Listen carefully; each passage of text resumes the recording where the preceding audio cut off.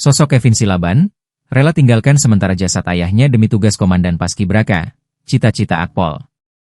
Sebuah kisah haru datang dari Kecamatan Lintong Nihuta, Kabupaten Humbang Hasundutan, Humbahas, Provinsi Sumatera Utara, di tengah suasana peringatan Hari Ulang Tahun ke-80 Republik Indonesia, Minggu, 17 Agustus 2025.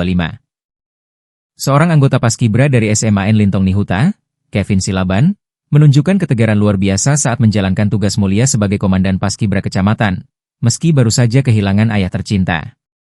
Kevin tetap menjalankan tugasnya sebagai petugas pengibar bendera pada Minggu, 17 Agustus 2025, sehari setelah ayahnya meninggal dunia.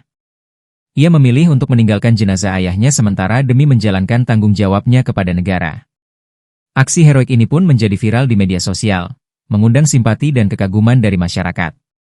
Sebelum berangkat menjalankan tugas sebagai pengibar bendera merah putih, Kevin tafakur dan menghormati jasa